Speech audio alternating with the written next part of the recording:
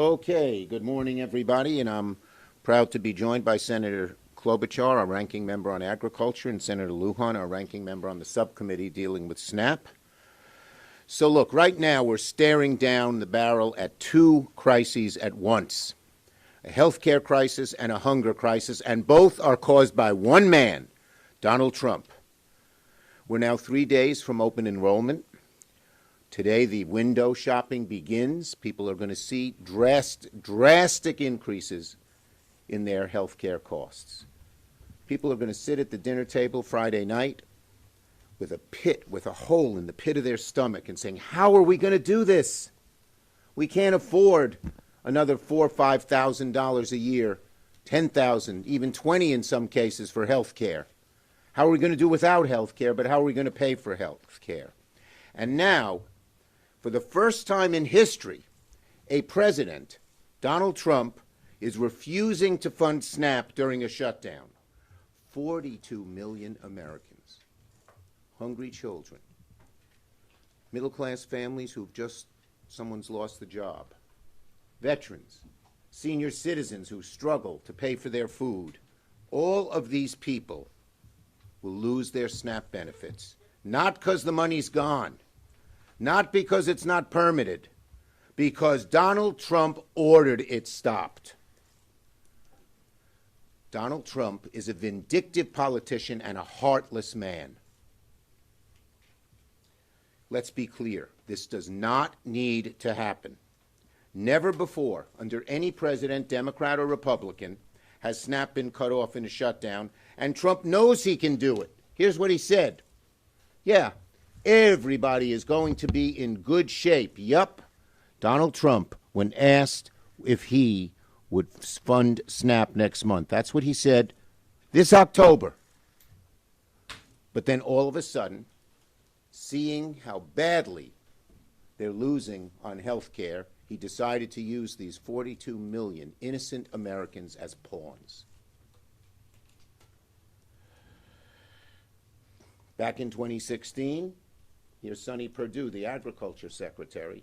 They funded it under Trump in the last shutdown, rather 2019, January 8th, 2019. They funded it.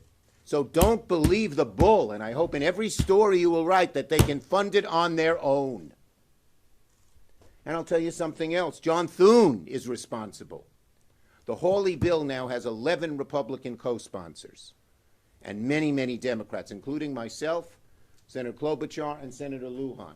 We have all co-sponsored the Hawley bill. Today, tomorrow, if John Thune would put it on the floor, it would pass overwhelmingly. But he's afraid of Trump. He's going along in this heartless, cruel thing in Trump. Just a few weeks ago, Trump's own U.S. Department of Agriculture confirmed it had $6 billion in emergency funding to keep food aid flowing. When asked about SNAP at that point, here's what he said. Yep, everybody's going to be in good shape. That means he's got the money, folks. And these Republican lies, plain and simple, that they don't have the money, are lies. But they're vicious lies. They're hurtful lies. They're harmful lies. Okay? Last Friday, all of a sudden, Trump ordered that the USDA delete the plan and refuse to use the money. No reason, no explanation, plain cruelty. Cruelty that even Trump back in 2019 didn't do, but he's gotten so much worse and so much meaner and so much more desperate because he knows the American people are turning against him on health care and, as Amy will mention a little later, on SNAP as well. So Trump is weaponizing hunger. He's turning millions of children and seniors and veterans into political pawns. He's choosing politics over people, cruelty over compassion. And let's be clear about this. They've been on a crusade. The Republicans have been on a crusade against SNAP all year. They slashed it by $200 billion this summer to pay for their tax cuts for billionaires. So they've never wanted SNAP, and they don't want it now. But as again, they're using these 40 million innocent people as pawns. It's a disgrace. they can end it right now. Amy. Thank you. Thank you. Thank you, Leader, and thank you to Senator Lujan for leading a very important bill which would restore. Okay, I'm going to have to vote. I'll be right back. Okay, thanks. Okay, now we're say whatever we want here. That could yeah, there we are. A very important bill that would restore the SNAP funding, and that bill, like the Hawley bill, is we could pass right now. Senator Lujan's bill that I'm co-sponsoring with him, he's the lead of the subcommittee on agriculture, actually includes WIC as well, so I'm partial to it. But the point is that both bills we're supportive of. And so Senator Thune should call these bills up. He should call both of them up immediately, and as Senator Schumer said, they would pass. So that's why this is such a false crisis. Why is it actually a crisis? Because the House isn't here. So if we pass the bill because they're afraid to vote on the Epstein files, it will sit over in the Halloween candy jar of Speaker Johnson, where, by the way, the candy is 10% more expensive because of the Trump tariffs. Secondly, that money, as Senator Schumer has explained, is there. There is $6 billion with a B, dollars that are set aside in a contingency fund for things like this. And one of the things that really bothers me about this is that they clearly knew that this could happen, and they actually had on their website, and I know many of you have seen this, a plan that was not issued under the Biden administration. It was issued under the Trump administration, and we screenshot it, so we have it. No one denied that it was out there. It's now magically disappeared like the East Wing. And it says this. It says, the receipts were these. This plan said, congressional intent is evident, congressional intent, that SNAP's operations should continue during a shutdown, and multi-year contingency funds are also available to fund participant benefits in the event that a lapse occurs. So there it is. We would call that a smoking gun in my old job as a prosecutor. They had it on their own website. They took it down at the administration's direction. So they have the money there, or they can fund it through legislation. So let's just make that clear. Then let's go to the second question. Why are they doing this now? Guess we could ask the same question. Why did Trump pardon George Santos when a lot of people in the Republican side in the House never would have wanted that to happen? Why did he suddenly ask for $230 million from the Justice Department? Why did he say he was going to run a third term and then back down? Steve Bannon put it out there. Why are all these things happening? Dominate the news every single day. Well, they think they can fool the American people. They're seeing their premium increases now. No matter how many things they throw out there, no matter how many families they threaten to starve, the fact is the premium notices November 1st is a date. It's not a December thing. It's not a January thing. It's a now thing. And when you, as we have done in going into a number of red states, Senator Kaine and I did a press call yesterday in Texas. 75% of the people, 75% of the people who are on the Affordable Care Act live in states that Donald Trump won. And they may not be in this building today. They may not be the people that you all talk to when you're walking around the hallways and see what people think about what's happening right now in America. But the people out there, they know their costs are up, they know that chaos is up, they know that corruption is up. And healthcare is the major driver of their costs, but you add in their garden equipment, tools, audio equipment, these numbers are skyrocketing right now because of the Trump tariffs and because of the inability to even come to the table to talk about health care with us. He's off flying around, meeting with all these foreign leaders, negotiating with them, doing photo ops, while we're here in this building waiting for him to call up our leaders to go and negotiate on this, the thing that is the number one thing on Americans' minds, and that is their costs and the cost of their health care. So I turn it over to Ben Ray. Thank you, Amy. Thank you so much. Did she say anything I wouldn't like? There we go. There we are. Look, you all, I appreciate this room being full. I'm getting a chance to visit with you in the hallways, but also here. I mean, this shows the interest here. I'm going to repeat something Senator Schumer shared, and it goes to Secretary Perdue, this funding for SNAP has never lapsed in the history of the United States. Last shutdown under President Trump, they found a way to use this money. As a matter of fact, the contingency fund this year was already utilized to pay for staff for SNAP. They already tapped it once. And that plan that Senator Klobuchar talked about, here it is. Why would this magically disappear from the website? And why Speaker Johnson lied to the American people saying, oh, the law does not allow for this to happen? It's bullshit. I'll say it. I come from a small farm. I know the difference of good soil and the bullshit that goes in it, and this is the bullshit. Taking these plans down to try to lie to the American people and justify why it's okay for people to go hungry. 40 million people, plain and simple. 40 million people that are going to miss a meal in the United States of America.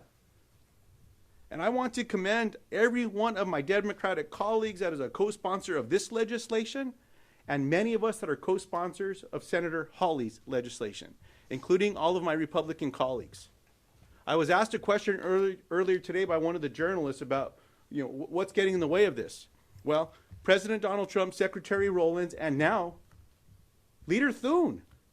He's not allowing a vote on a floor that has bipartisan support, and heck, it could just be a UC.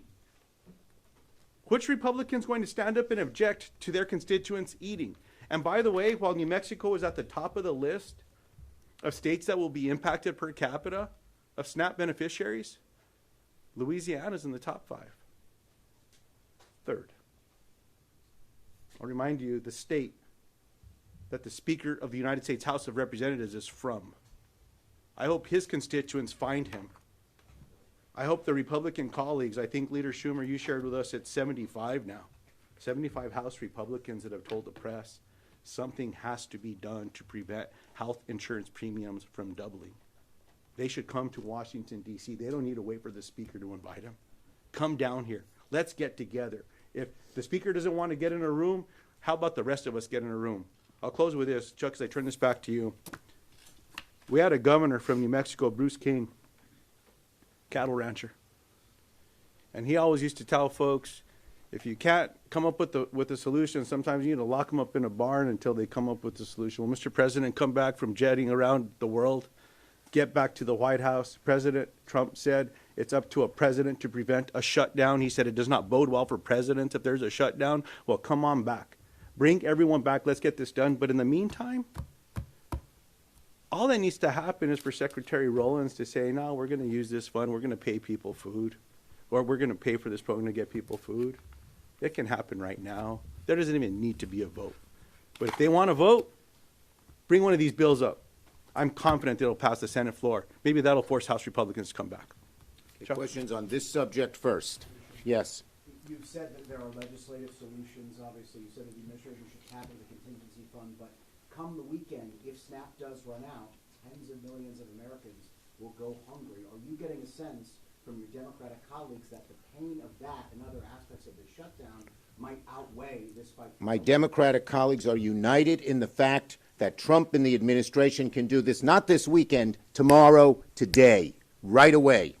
Every Democrat is a sponsor of Lujan's bill, and that's how we feel. Yes. Thank you so much. Irrespective of the dispute on whether USDA contingency funds can be used for SNAP benefits. It is not, wait a minute, excuse me. It is not a dispute. It is fact they can use it, and the Republicans say it. Okay, but there's, only 5 or 6 billion, and it's not cost $8 billion monthly just to administer. I mean, if anything, it would only last. It does not cost $5 or $6 billion to administer. There's enough money to start feeding people right away. $6 billion's a lot of money, and they're using it for other things. $20 billion for Argentina, hundreds of millions for Kristi Noem's plane. Who are we kidding here? Yes. What happens once it runs out? If it only lasts 2-3 weeks, do Democrats fold then? The bottom line is they can fund it just as in 2019, just as in other shutdowns, for a long period of time. And they also, if Go ahead. the contingency fund, which is $6 billion, which gets you nearly a month, 3 weeks, runs out, then they can pass Senator Lujan or Senator Hawley's bill, both of which we support, we know that there'll be 60 votes for that. Why aren't they calling it up? They're not calling it up because the House isn't here to pass it. That's the way it works. The House would have to come here. They probably would have to vote on the Epstein files, but they're choosing to let kids go hungry instead of having to vote on the Epstein files. There's no doubt about it. They have been out for 6 weeks on vacation. Just think, if they have all this money for Argentina and all this money for other things, they have enough money to keep funding SNAP, and they know it. And I just want to say what Lujan said. Johnson just lies.